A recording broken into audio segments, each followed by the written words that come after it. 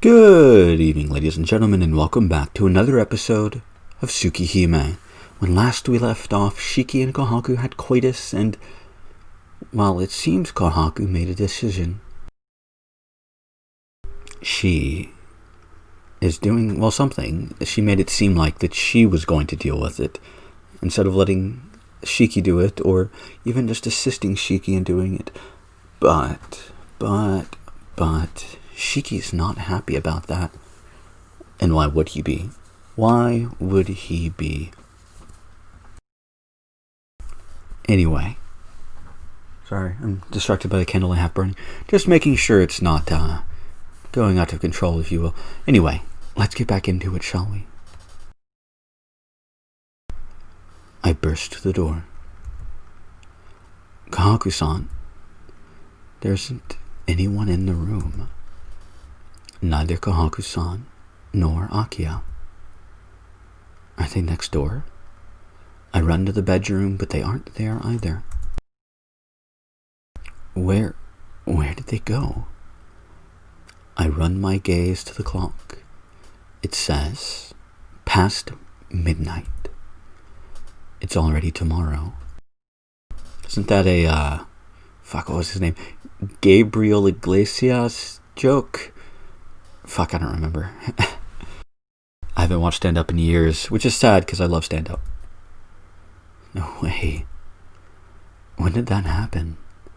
I knew that I lost track of time when I was making love to Kohaku-san, but I didn't think it was this late already. By this time, Akiya has gone out on the streets to drink blood. I leave the mansion. There is no time to waste. Kohaku-san left to stop Akiya, but I don't think Akiya will listen to anything Kohaku-san has to say. Akiya isn't normal right now. If worst come to worst, she'll see Kohaku-san as an obstacle that needs to be removed. It can't be. The school? That dream of drinking someone's blood I once had after Shiki was killed by Akiya. I don't know how it happened, but if that was what Akiya was watching, that means Akiya has made the school grounds her feeding place, just like Shiki. Then, at this time, Akiya, who's a blood-sucking demon, won't be anywhere else but there.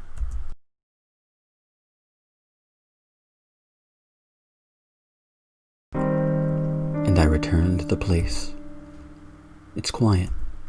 The giant building bathed in moonlight does not look like a building that holds hundreds of students. For a long time, it looks just like a monolithic tombstone abandoned long ago, forgotten by memory, forgotten by time.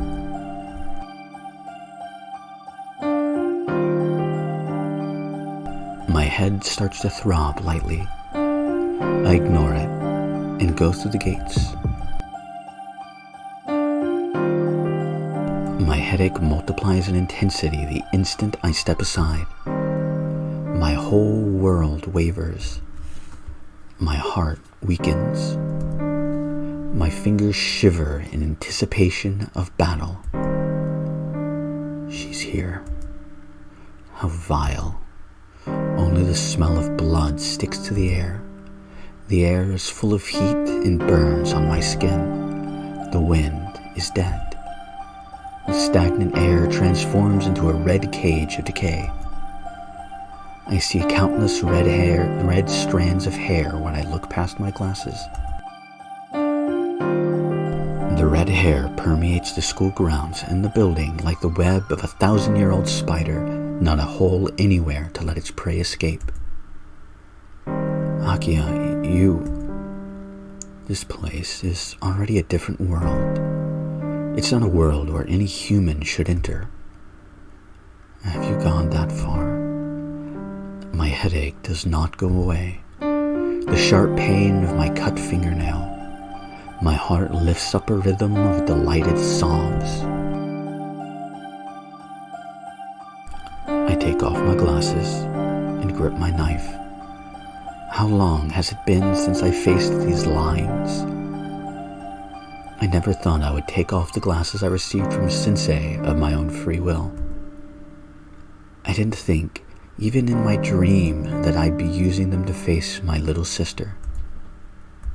I don't have time to complain. Everything is set. All that's left is for me to cut through this red lock of hair.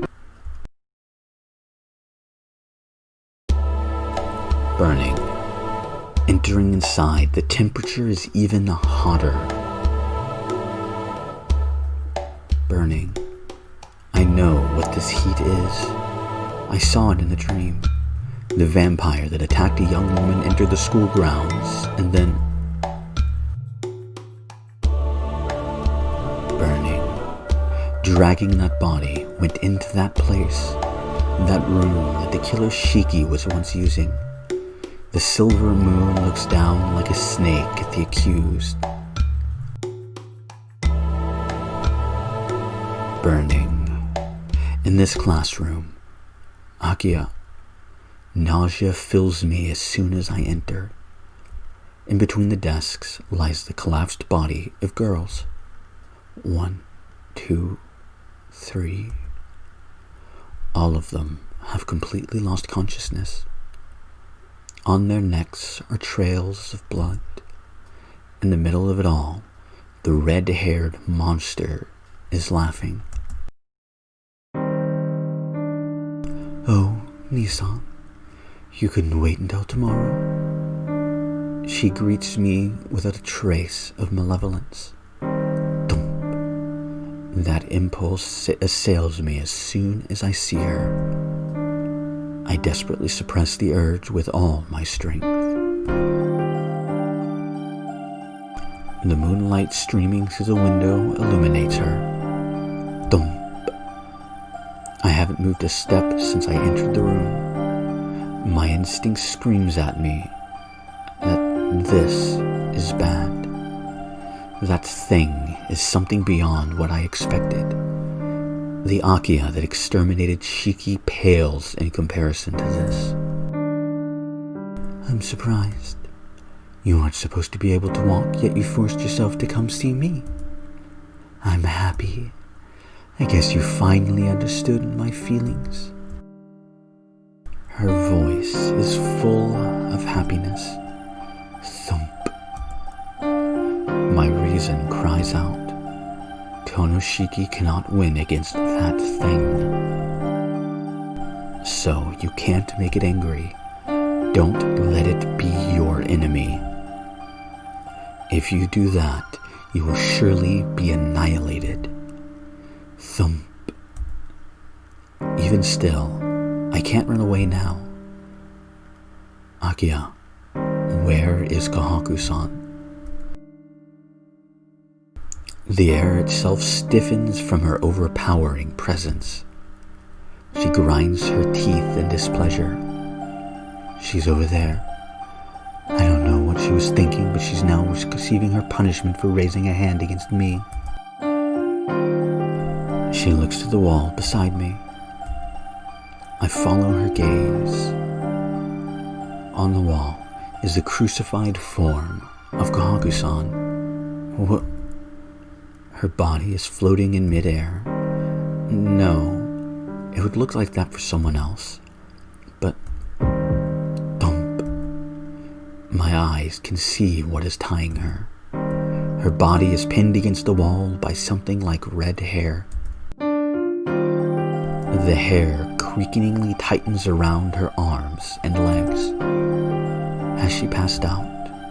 Her head is hanging down. She really looks like a butterfly caught in a spider's web. Don't you find it strange? She's spinning herself to the wall like that is quite a feat, don't you think? Akiya giggles. Don't worry, Nissan. I don't kill cats that bite me once. After she receives her punishment, I will forgive her. What? Dump. Everything goes hazy. Kohaku's anguished figure and Akiya's red figure match up, and all rational thought is disappearing. And let me warn you, I don't care for pets that bite me. I guess it doesn't belong to me anymore in my heart. So there won't be a second time. I have no need for those that aren't mine.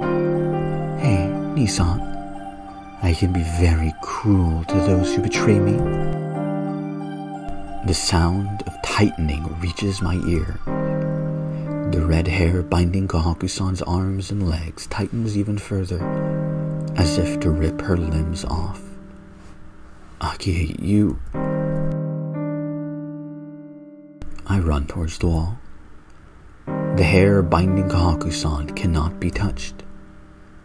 This is just an extension of her hair, only what Akia is imagining. By putting Kohaku-san in her sight, Akia is trapping Kohaku-san to the walls with her willpower. Thump. The flowing power looks like red hair. That is something she can't even see. I think suddenly, weren't my eyes designed specifically for this sort of thing from the beginning? And by facing death so many times, haven't they discerned the very concept of death? Actually, I think that would be more of a I don't know. I've always been unsure of what that sound is actually supposed to sound like, if it's inhale or exhale or whatever. Or the sucking teeth noise that people like to do when they're upset. Whatever. That doesn't matter right now. If I can see it, then there isn't anything I can't cut. I can't let this red hair do what it wants to Kohaku-san. That was an interesting sound effect. I'm pretty sure that was a stock sound effect because I've heard it before. I swing my knife. Maybe it's because it's beating. My heart is beating so fast. And that's not a complaint, by the way, if you think it is. I quite like stock sound effects. They're fun little things that once you recognize them, I like recognizing them in other places. It's nice. But I'm weird, so yeah, no. My knife swings out with a speed that surprises even me. It doesn't feel like I'm cutting through something. My knife glides through the red hair with speed and accuracy, as if I was merely reaping the air for harvest. Before I realize it, I have sliced through all the hair binding Kohaku-san in one breath. Her body falls. I catch her and touch her cheeks. She's still warm. Her breathing is weak, but it isn't stopped. I can only see a few lines on her body. I let out a sigh of relief. I place her down on the floor. Thank goodness. If anything happened, thank goodness she is safe. Nissan, what was that just now? Her voice is shaking. I spin to face her, still gripping my knife in one hand. She looks at me and gasps. Bringing her hand to her mouth in disbelief, she looks at my eyes. What beautiful blue eyes. How come? You shouldn't have any strength like that left. Amazement permeates her voice. Did you? Akia trembles. Nissan, you made a contract with Kohaku? Her voice quivers. It isn't full of hatred, but more like sorrow. This cannot be. That means you chose not me, but... She staggers. She leans against the window with eyes full of stunned surprise. Her face is pale and she looks like she will vomit. Not gonna make any vomiting noises. No, she does. Again, I'm gonna spare you all from having to hear me make vomiting noises, Because I can, and I can quite well. Well, I say quite well. I haven't done it in a long time. I used to be able to do it really, really well, like grossing people out kind of well. So I'm not going to do that. She vomits as if crying. Her red hair fluttering, she hides her anguished face as she continues vomiting. It's almost as if she was letting out her screams. Thief cat, I should have killed you. That's right, she says as she stares at Kohaku's collapsed figure. She then laughs strangely from the bottom of her heart. Is that what you plan on doing, Nissan? You came here to betray me, then come after me? Incredible. You weren't satisfied with betraying me once, but you asked for help from Kohaku and came to kill me again. How thorough you are. Her laughing voice fills the room. The temperature of the room rises with it. Thump. On one hand, my heart is raging forth, and on the other hand, my reason is screaming warnings at me. The command of kill and escape clash together. Stupid. That isn't it. I didn't come here to kill you. Liar. You slept with Kohaku, didn't you? Then you don't need my help anymore, do you? So isn't that why you came here? What did I just say? I said I didn't come here to kill you, only to stop you from drinking any more blood. You were doing this to help me, right? So you don't have to anymore. My body is fine again. As long as Kohaku-san is near me, You intend to just cast me off now?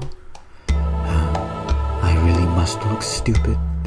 I thought of you so dearly. I loved you so much, but you didn't even think of me. Cast you off? I don't say such stupid things like that. You're very dear to me. Whatever you want, I can't say the words. We'll do them. I know what it is she wants, but I can't do that. I can't betray Kohaku-san again. Liar. I have no need for someone like you. The entire room screams. The air is burning. Her red hair expands without limit. This is overwhelming power. I start to stagger. Unconsciously, my legs move back. Thump. I told you, Nissan. I have no need for pets that bite me once. Thump. Thump. Nissan. For me, you really were the most important person in the world. But that is all over. Because, however much I yearn for you, if I can never have you, then aren't you just an eyesore?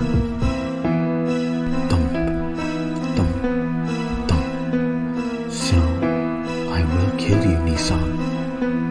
You are the most important thing to me, so I will not let anyone else have you. Thump, thump, thump, thump, thump.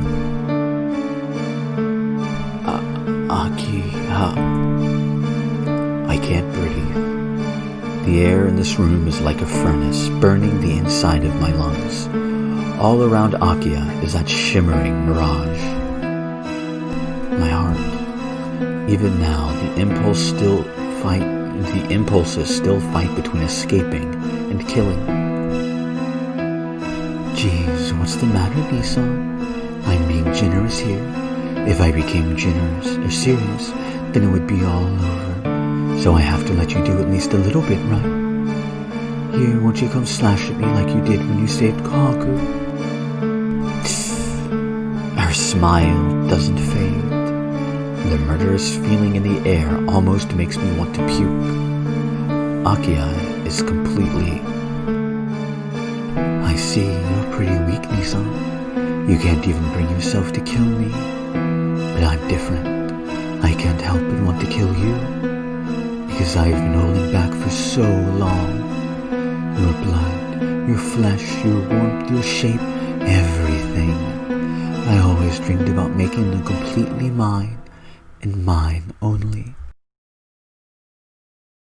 While her body shakes with each word, she smiles with pleasure. My heart feels like it has gone crazy. This thing before me, it's already no longer the Tono Akia from before. I get a headache. It feels like it was split apart. The pain drives any thoughts out of my head. I'm about to go crazy. My head. If my head hurts this much, I will go crazy and feel like fighting Akia to the death.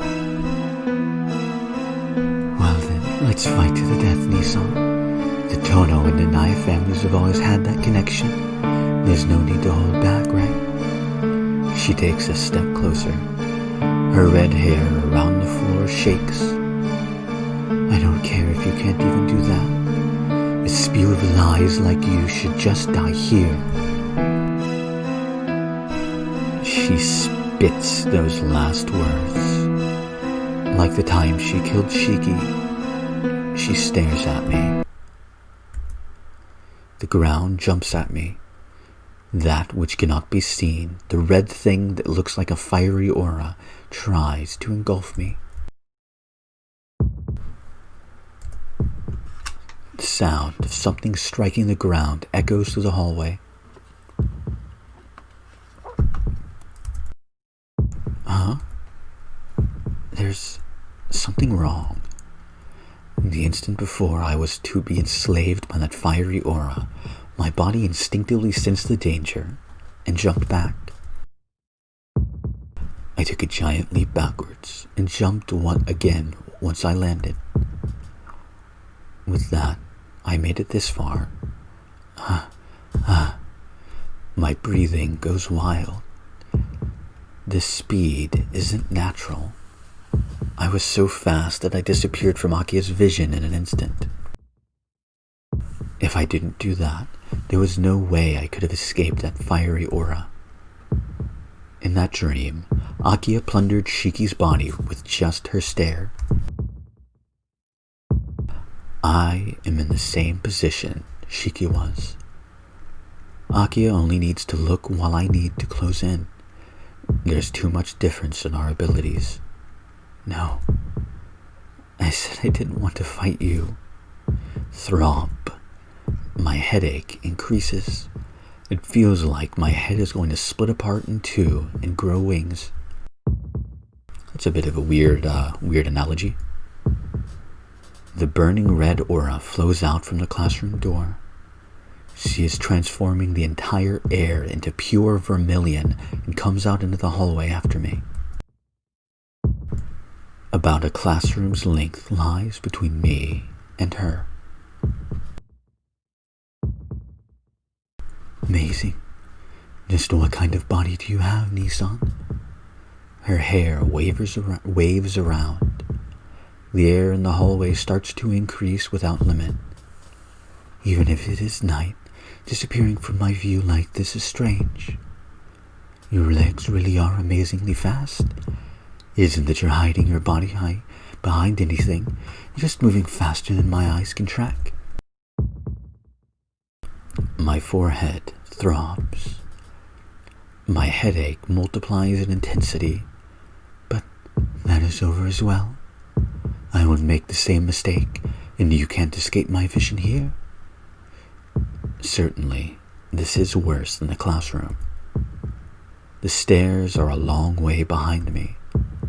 No matter how fast I run, Aki will simply seize my back with her fiery aura. But if I ran into another classroom, I'll just be a caged rat. She'll probably destroy my arms and legs one by one, like pulling the legs off a buck. First, that's right, I'll destroy those wonderful running legs of yours. Her eyes fixate on my legs. The air itself smells of burning.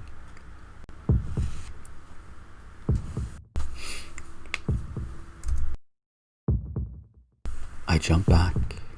The air around me turns into that fiery aura and wraps around my arms and legs.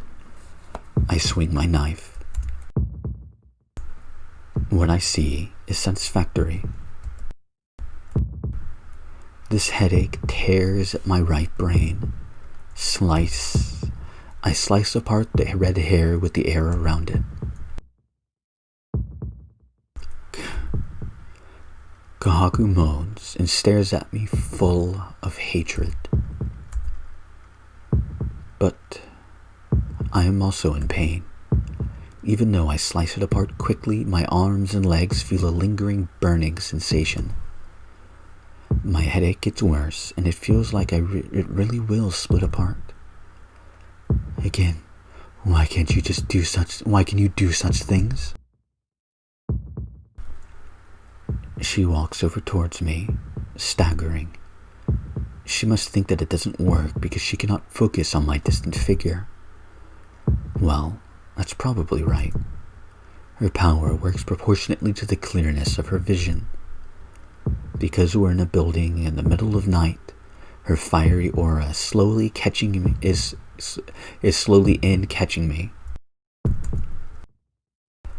If it was daytime, her vision and the fiery aura would probably be the same speed. If that was the case, I wouldn't be able to kill that aura fast enough. I pull back with the burning still in my legs. Akiya follows. Since we are cautious of each other, we keep our distance as we shift down the hallway. And then, a figure emerges from the classroom we were just in. My mind freezes. My headache and my heartbeat disappear. This cannot be happening. Why did you come out? Why couldn't you stay passed out in the classroom? Akiya-sama. Akiya turns to face the voice behind her. I feel despair creeping all around me. Please stop. If you do this, you will only hurt yourself, Akiya-sama. Even if you keep drinking blood and go insane like Shiki-sama, you will still suffer. Swaying, wavering, like she will collapse at any moment, Kohaku-san walks towards Akiya. Stop. My outcry can't reach her. To get to Kohaku-san, I have to get past Akiya. How can I do that? You can still make it, Akiya-sama. But if you kill Shiki-san, you really will turn into a Tono demon. Akiya looks at me and Kohaku-san, and then it's too late. I already am a blood-sucking demon. I won't listen to what you have to say anymore. Suffer. We don't know anything about what I'm feeling, so don't try to lecture me about it, Kohaku. This feels wonderful. I can understand what Shiki was feeling. This is the first time I felt this kind of freedom. So I can't go back now. You're wrong. This is only what you're telling yourself. Isn't it just that you killed Shiki-sama and Shiki-san found out about everything? So you want to make everything like it never happened? But that is something you cannot do. No matter how crazy you may act, you're really... Silence. Don't try and act like a good person after setting us up to kill each other. Akiya's hair dances in the air. This is entirely different than the amount of power she directed against me. You must be satisfied. Just like you planned, Nissan and I are fighting to the death. Your revenge is now complete, right? Kohaku-san's words are cut off. I see Nissan doesn't know that Kohaku was merely manipulating you so that you won't be confident in yourself, Nissan. Akiya directs her gaze towards me as if she was winning a debate. Didn't you think it was strange, going to sleep early every night, having your memories obscured? That was Kohaku-san's doing. She prepared you drugs instead of medicine, and then all she had to do was whisper in your ear while you were high. "You are the killer stalking the streets," was all she had to say. "And after making you a killer, she tried to get you to kill me. No, even if you didn't become the killer, you just had to walk the streets at night. While she made this elaborate play pitting you against and I against each other, Kohaku prepared everything with a smile. In order to carry out her revenge against the Tono family, Kohaku deceived you, who had no connection to this, and completed the situation we are in right now." Yeah, it seems so clear to me now. That's why Kohaku would always appear at the right time, always telling me what I wanted to know, always giving me medicine when I couldn't sleep. But still, for Kohaku, you and I were just pieces to complete her play. Don't you understand? To Kohaku, you are nothing more than a fool. But still, you chose her over me. Yes, Akia says this tearfully, but still, I knew. All of that. I already knew it, Akia. A questioning voice. I wonder which of them said it. About Kohaku using me. I knew that a long time ago. But that doesn't matter. I love Kohaku-san. So no matter what she does, I just believe in her. A gasp. She really is surprised. With distant, longing, unreaching eyes, she looks at me.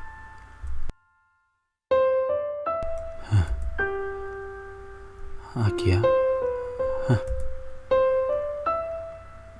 Excuse me, I don't know why I said Akia there. Tired, probably. Akia's dry, doll-like laugh. Then I'm just some sort of clown? Rejected by the one I love the most, who is being used as a tool by the one he loves instead? Still, you want to steal him from me? Don't be ridiculous, Kohaku. Akia. Her hair starts to flow. I run. Even if Akia ends up killing me, even if I can't make it, I don't care. I run and reach out my hand. But I knew the cruel reality. That's the instant she walked out of that classroom. My hand will never make it to her. And this is where I'm going to end off this episode, which is disappointing on multiple reasons because I really want to keep reading. But I don't have that luxury. Well, I guess I technically do. I theoretically could, but I'm not going to break my schedule. So, next time. Well, again, I'm ending this at a CG that you really don't need to try to explain away or to tease for because, well, it's already pretty obvious what I would try to tease for, so I don't need to say anything other than I hope to see you all next time.